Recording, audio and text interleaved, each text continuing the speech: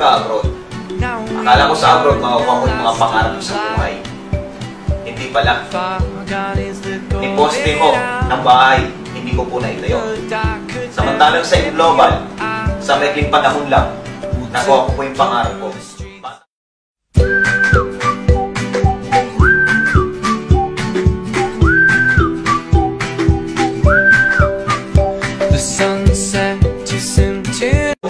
Bata pa lang po ako, gusto ko na magkaroon ng sasakyan.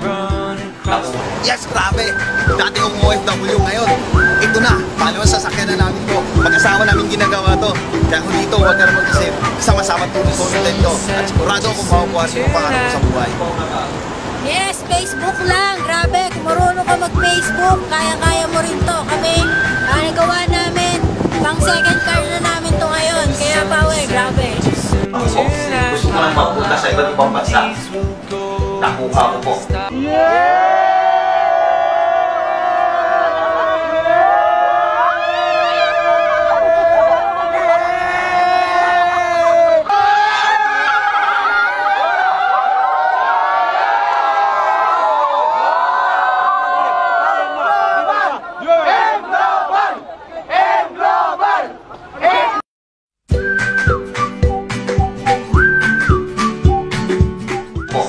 Bata pa lang po ako, gusto ko na magkaroon ng magandang bahay. Dahil yung bahay ko namin sa probinsya, barong-barong lang. Pero dahil sa global, just in 4 years lang, bahay, sasakyan, travel abroad, binigay ko sa akin ng global. Iba pala ang pakiramdam ko pag nasa magandang bahay ka na nakatira.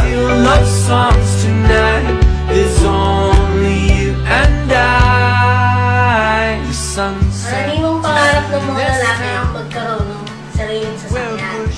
Ang good news naman po, binigay sa amin ng global yan. Kaming mga babae, mas lalong pangarap naman namin ang magkaroon ng sariling bahay. At hindi lang basta bahay, kundi magandang bahay. Grabe po, bago kami maglipat, hindi namin alam kung saan kami magsisimula. Kung anong kulay nilalagay namin sa sofa, kung anong kurtina, tapos yung dining namin, kung ano ba yung itsura niya. Tapos yung pinakamalupit doon, sa TV. Kung nalaman ko yung presyo, nanghina ako sa presyo. Pero okay lang, kasi nasa yung global. Iba pala pag may bagong bahay, gusto mo laging maaga umuwi. Excited ka, gusto mo makita madalas yung bahay mo. The sunset too soon tonight. Now we are in the last of light.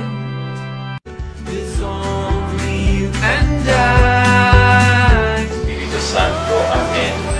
Ang pagpapala ng ating Panginoong Jesucristo, ang pag-ibig ng Diyos Ama at ang pagkaisa ng Espiritu Santo, nawa ay sumunod sa Sa Global, lahat ng pangarap posible.